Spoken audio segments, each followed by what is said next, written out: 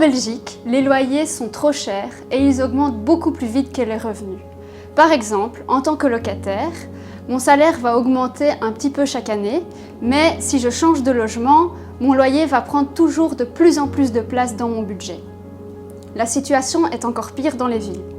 À Bruxelles, par exemple, les loyers ont augmenté de 25% entre 2004 et 2018.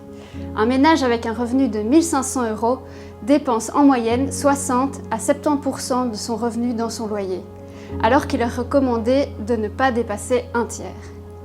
Avec la crise sanitaire, la perte de boulot et donc de revenus, la situation n'a fait que s'aggraver. Pendant ce temps, les prix de vente dans l'immobilier en Belgique ont considérablement augmenté. Les prix de vente des appartements à Bruxelles ont augmenté de plus de 8% rien qu'en 2020.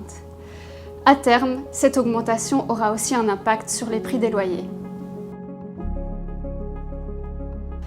Comme le logement, c'est pas un bien dont on peut se passer, eh bien les personnes, elles s'adaptent tant bien que mal. Les familles sont contraintes d'occuper des logements de plus en plus petits et de moins en moins confortables. Les colocations se multiplient.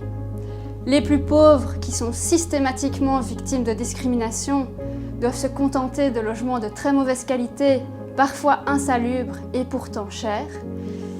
Et enfin, de plus en plus de personnes se retrouvent complètement exclues du logement. Elles habitent alors dans des squats, des maisons d'accueil, des centres d'hébergement ou se retrouvent même à la rue.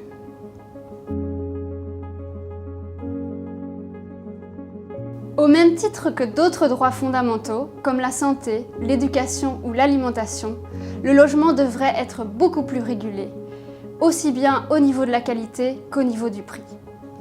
La pénurie de logements sociaux nous rend très vulnérables face à l'augmentation des prix sur le marché privé.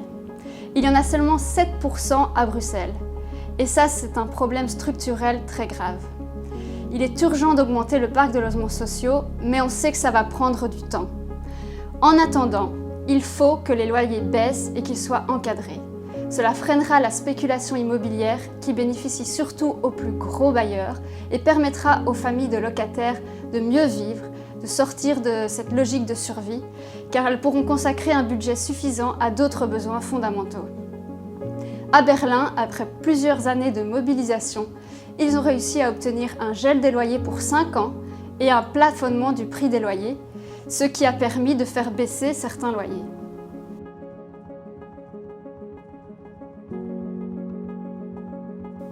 Dans un pays dans lequel la moitié des habitants des villes sont locataires, nous aussi, nous pouvons obtenir la baisse et l'encadrement de nos loyers.